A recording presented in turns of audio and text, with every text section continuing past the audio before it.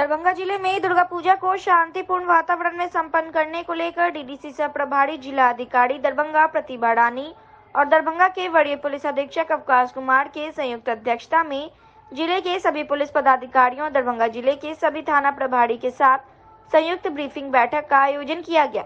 Art and gallery Darbhanga stadium Laheriasarai में मंगलवार को।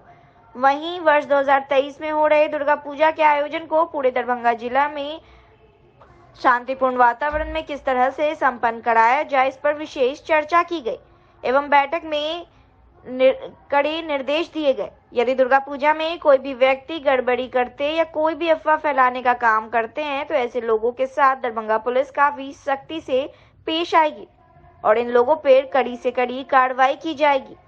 दुर्गा पूजा पंडाल में सीसीटीवी कैमरा लगाने की बात कही गई। वहीं पूजा को लेकर सड़क यातायात व्यवस्था को भी दुरुस्त रखने की बात कही गई ताकि कहीं भी पूजा करने आए हुए श्रद्धालुओं को कोई समस्या न हो सके। पूजा पंडालों के पास पुलिस नजर आएगी, कोई भी असामाजिक तत्व को छोड़ा नहीं जाएगा। आयोजित बैठक में अपर समाहर्ता दरभंगा राजेश झा राजा, नगर पुलिस अधीक्षक दरभंगा सागर कुमार और अन्य कई पुलिस पदाधिकारीगण मौजूद रहे। दंडाधिकारी और पुलिस पदाधिकारी हैं प्रतिनिधि है, उनका ज्वाइंट ब्रीफिंग करके और उसकी सूचना फोटोग्राफ के साथ हमारे एसएसपी सर को दे देंगे। और जो वीडियो सीओ है तो जो अभी मैम के द्वारा अलग से जो डायरेक्शन दिया गया है क्षेत्र को लेके और पंडाल और जनप्रतिनिधि वगैरह से सूचना लेने का में जितने भी लोगों की जहाँ जहाँ प्रतिनियुक्ति की गई है फोर्स मजिस्ट्रेट, उनका आज ब्रीफिंग का आयोजन किया गया था। सभी जो इम्पोर्टेंट पॉइंट्स है वही उनको दोहराए गए हैं। सभी फोर्स मजिस्ट्रेट अपने स्थल पर प्रतिनियुक्त रहेंगे। वहाँ के लोकल पूजा समिति के जो मेंबर्स हैं या शांति समिति के लोग हैं या जनप्रतिनिधि हैं उनसे संपर्क में रहेंगे। कोई भी घटना होती है या छोटी मोटी कोई बात होती है, झंझट होता है, तुरंत उसको वरीय पदाधिकारियों को और कंट्रोल रूम में सूचित करेंगे। सभी लोगों को जो भी व्यवस्थाएं करने का निर्देश दिया गया वो सब सुनिश्चित कराएंगे। पूजा को शांतिपूर्ण ढंग से संपन्न कराने में उनका जो भी सहयोग करेंगे। बहुत अच्छे से दशहरा मनाएंगी, इसमें कोई दो राय नहीं है। हम लोगों की व्यवस्था पूरी पुख्ता है। जो बल हम लोगों के पास हैं और जो आवंटित किए गए हैं पुलिस मुख्यालय से, सभी की ड्यूटी बांट दी गई है। उन्हीं की ब्रीफिंग के लिए आज ज्वाइंट ब्रीफिंग थी यहाँ अम्बेडकर भवन में। सबको उनके रिस्पॉन्सिबिलिटीज़ के बारे में अवगत करा दिया गया है और जो लोग नहीं आ पाए हैं तो संबंधित पदाधिकारियों को कहा गया है कि अभी जाकर अपने थाना में, ब्लॉक में, किसी भी स्तर पर जाके एक बार फिर से ब्रीफिंग कर देंगे सभी पुलिस पदाधिकारियों को, पुलिस के बल को और मजिस्ट्रेट्स को जो यहाँ पे नहीं आ पाए किसी कारणवश। तैयारी पूरी है। जो संवेदनशील इलाके हैं उन सभी जगह पे डिप्लॉयमेंट की गई है। कम्युनली सेंसिटिव भी और जो हमारी माताएं बहनें आती हैं पूजा में, संध्या आरती के समय में खास करके जो भीड़ लगती है वहाँ पर भी डिप्लॉयमेंट कर दी गई है। डिप्लॉयमेंट की चेकिंग के लिए हम लोग अलग से व्यवस्था कर रहे हैं और ट्रैफिक दुरुस्त रखने के लिए भी अलग से हम लोग बल वहाँ पे दे रहे हैं। गाजा में इजराइल द्वारा बच्चों, महिलाओं और बेगुनाहों के बर्बर जनसंहार और भारत में मीडिया पर मोदी सरकार द्वारा किए जा रहे हमले के खिलाफ दरभंगा में भाकपा इंसाफ मंच, आयशा, RYA के संयुक्त बैनर से नागरिक प्रतिरोध मार्च निकाला गया मंगलवार को और यह प्रतिरोध मार्च रोटरी क्लब के समक्ष से निकलकर दरभंगा कमिश्नरी कार्यालय, IG कार्यालय, समाहरणालय होता हुआ लहरियासराय टावर, लोहिया चौक, अन्य कई सड़कों से गुजरा। गाजा में इजरायली जनसंहार पर रोक लगाओ, फिलिस्तीनियों के होमलैंड के अधिकार के साथ खड़े हो, भारत में इस नाम पर मुसलमानों के खिलाफ नफरत फैलाना बंद करो, इजरायली जनसंहार पर मोदी सरकार चुप क्यों है, प्रेस मीडिया की आवाज दबाना बंद करो आदि तख्तियों के साथ दर्जनों लोग नागरिक प्रतिवाद में शामिल हुए। मार्च कमिश्नरी से निकलकर लोहिया लहरियासराय टावर पर इंसाफ मंच के जिला सचिव पप्पू खान, भाकपा वाले नेता देवेंद्र कुमार और आयशा नेता शम्स तबरीज की अध्यक्षता में आयोजित सभा को संबोधित करते हुए इंसाफ मंच के प्रदेश उपाध्यक्ष नियाज अहमद ने कहा कि आज गाजा को दुनिया की सबसे बड़ी खुली जेल में तब्दील कर दिया गया है। बच्चे, बुजुर्ग, महिलाओं पर लगातार बम गिराए जा रहे हैं। न गाजा में पानी है, न बिजली है, न दवा। इस तरह की नाकेबंदी का मतलब है एक बहुत बड़ा जनसंहार जो हॉलोकास्ट यहूदियों और अन्य लोगों को हिटलर के समय झेलना पड़ा था। आज वही हाल फिलिस्तीन का है। इजराइल फिलिस्तीन को मिटा देना चाहता है। वहीं भाकपा राज्य कमेटी सदस्य अभिषेक कुमार ने कहा कि हमारे देश के प्रधानमंत्री मणिपुर पर एक शब्द नहीं बोलते, लेकिन इजराइल पर तुरंत ट्वीट करते हैं। लेकिन आज जब पूरी दुनिया में फिलिस्तीन को बचाने की आवाज उठी है, यूनाइटेड नेशन ने इसे जबरदस्त मानवीय संकट कहा है, तब मोदी सरकार ने फिलिस्तीन की ओर से पीठ फेर ली है। भाजपा के लोग प्रचार करते हैं कि मोदी जी के यूक्रेन का युद्ध बंद करा दिया, इजराइल से दोस्ती का दावा करते हैं। जो भी दोस्ती है उस प्रभाव का इस्तेमाल करके वे फिलिस्तीन में शांति स्थापित करने का प्रयास क्यों नहीं करते। भाकपा राज्य कमेटी सदस्य सनिचरी देवी ने कहा कि भारत में पत्रकारों पर हमला किया जा रहा है। यह सरकार के लिए चीन तो बहाना है और पत्रकार निशाना है। आइसा की जिला अध्यक्ष प्रिंस राज ने गाजा पर इजरायली हमले की कड़ी निंदा की और कहा कि भाजपा भारत में आतंकी हमलों और हमास के वर्तमान हमलों के बीच फर्जी समानता प्रदर्शित करने की कोशिश कर रही है। इंसाफ मंच के जिला सचिव पप्पू खान ने कहा कि इजराइल के विरुद्ध सैन्य हमले की निंदा का पतन गाजा में उत्पीड़ित फिलिस्तीनी लोगों के विरुद्ध इजराइल के जनसंहारक युद्ध का समर्थन करने और उसके सहअपराधी बन जाने के रूप में नहीं होना चाहिए। इस मौके पर अशोक पासवान, पप्पू पासवान, हरि पासवान, विनोद सिंह, रंजन प्रसाद सिंह, पप्पू खान, धर्मेश यादव, शिवन यादव, मोहम्मद जमालुद्दीन, सनीचर पासवान, मोहम्मद वाहिद, भोला पासवान, मोहम्मद जमशेद, प्रवीण यादव, ललन पासवान सहित दर्जनों लोग शामिल थे। इंसाफ मंच, RYA और आयशा के संयुक्त नेतृत्व में लहरियासराय पोलो मैदान से प्रतिरोध मार्च निकला है। यह प्रतिरोध मार्च इजराइल के द्वारा फिलिस्तीन में जो जनसंहार रचाया जा रहा है, आम बच्चों पर जो हमला हो रहा है, उसके खिलाफ यह प्रतिरोध मार्च है। यह प्रतिरोध मार्च फिलिस्तीन के जनताओं के संघर्ष के साथ खड़ा है और भारत सरकार जो लंबे समय से फिलिस्तीन के मुक्ति संग्राम के सदस्य रहे हैं, उनके समर्थक रहे हैं। हम भारत सरकार से मांग करते हैं कि आप फिलिस्तीन के समर्थन में आए और युद्ध नहीं, शांति के पहल को आगे बढ़ाएं। सरकार की बहुत स्पष्ट नीति रही है कि फिलीपींस की जनता के साथ खड़े रहने की नीति रही है, लेकिन मोदी सरकार, बेशर्म मोदी सरकार ने इतने बड़े जनसंहार में जो जिस तरह से इजराइल के हम बमबारी का समर्थन किया है, ये गलत नीति है। देश के अंदर में जो मानवता का इस तरह से इजराइल ने हमले किए हैं, अस्पतालों पर, बच्चों के ऊपर हमले किए गए हैं, नागरिक जहां रह रहे हैं, आम नागरिक रह रहे हैं, वहां बमबारी की गई है। ये जो पूरी नीति है, ये जो पूरी कार्रवाई है, हम इसके खिलाफ हैं। हम देश के अंदर में दुनिया के पैमाने पर अमन चाहते हैं, शांति चाहते हैं।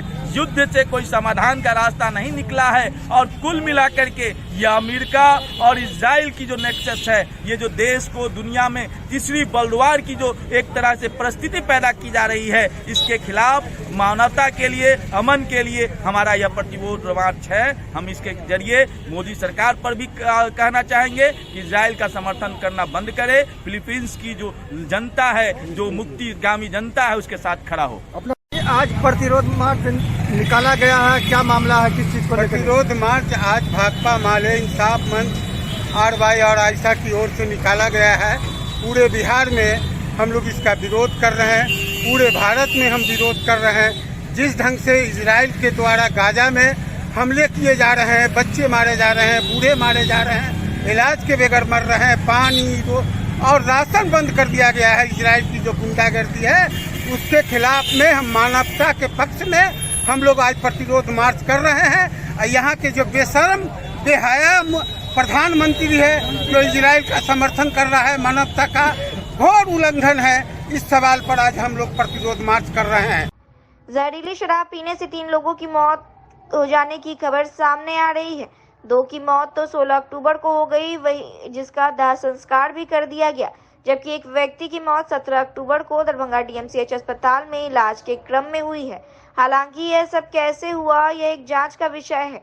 पोस्टमार्टम होने और जांच रिपोर्ट आने के बाद ही मामले का खुलासा हो सकता है। तमाम घटना के संबंध में BTN न्यूज ने मंगलवार को दरभंगा के SSP अवकाश कुमार से बात की तो उन्होंने तीसरे व्यक्ति की मौत की पुष्टि की। वहीं मृतक के परिजन द्वारा दिए गए आवेदन के आरोप पर एक संदिग्ध को गिरफ्तार भी किया गया। एक मृतक के परिवार के परिजन ने जहरीली शराब पीने के कारण मौत होने की बात भी कही थी। वहीं पुलिस हिरासत में संदिग्ध पर परिजन ने शराब कारोबार का आरोप भी लगाया।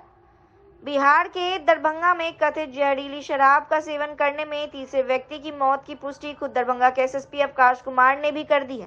घटना की जानकारी देते हुए SSP अवकाश कुमार ने बताया कि मीडिया के माध्यम से उन्हें घटना की जानकारी मिली थी।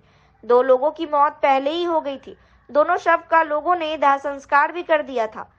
वहीं 17 अक्टूबर को इसी घटना से जुड़े तीसरे व्यक्ति की मौत इलाज के दौरान हो गई है। शव को पोस्टमार्टम कराया जा रहा है। वहीं एक मृतक के आवेदन पर प्राथमिकी दर्ज कर शराब बेचने के आरोपी को पुलिस ने हिरासत में लिया है और पूछताछ कर रही है। हालांकि हिरासत में लिया व्यक्ति शराब कारोबार से खुद को अलग बता रहा है, लेकिन एक गांव में एक साथ 4 लोग अचानक बीमार हो जाएं और एक के बाद एक की मौत होती हो तो कुछ तो मामला संदिग्ध जरूर प्रतीत होता है। बीती रात गांव में खुद आकर कई जगह छापेमारी की गई। ग्रामीणों से ऐसे बीमार लोगों को न छुपाने और सामने लाने की अपील भी की गई है। वहीं पुलिस लगातार मामले को गंभीर और संदिग्ध मान कर जांच में जुटी हुई है। नहीं, शराब से ही हुआ है, शराब से ही हुआ है। कौन लड़का नहीं बोल रहा है? गांव के लोग को करेंगे। गांव का लोग बोलने से क्या होगा? गांव को साथ ऐसा हुआ नहीं है, मेरे साथ ऐसा हुआ है। तो मेरे पिताजी शराब पीने की वजह से ही अभी ये हालत में है। जो आदमी बेचता है उस पीने वाला से कम बेचने वाला ज्यादा गुनहगार है। पुलिस वो लोग डरता है जो कहीं हम बयान देंगे सच तो हमको पकड़ के ले जाए, पर हम नहीं डरते हैं। ठीक है, हमको डर नहीं है किसी से। वो लोग को डर है तो वो लोग सच बयान ना दे। हमको नहीं डर है तो हम सच बयान दे रहे हैं, क्योंकि वो शराब बेचता था और उसको गांव का आदमी भी सपोर्ट करता था। जो ये विकलांग थे, कहाँ जाएगा कमाने के लिए? ये बेच के अपने बाल बच्चा को पोसेगा, पर बाल बच्चा को पोसने के चक्कर में आज 2 को डेट भी कर गया और 2 लास्ट पोजीशन पर है। इन लोग को भी कहा नहीं जा सकता। बेचने वाले को दोष है, सब पीने वाले से ज्यादा तो बेचने वाले से ज्यादा दोष है। परसों पिया था 1 बजे। 1 बजे में कुछ हुआ था? उसके बाद सारे दिन सारी रात ठीक ही रहा। मेरा पिताजी कम ड्रिंक किया हुआ था, जो बाकी लोग ज्यादा किया था वो कल ही डेट कर चुका है। देखिए, इसकी सूचना कल शाम को मिली थी और आप लोगों के माध्यम से ही मिली थी हम लोगों को। तत्काल हम लोग वहाँ जाकर छानबीन किए थे, पूछताछ भी किए। कल 2 लोगों की मृत्यु हुई थी। उन दोनों लोगों के परिवार के लोगों से बात हुई थी, हमारी डिटेल में बात हुई।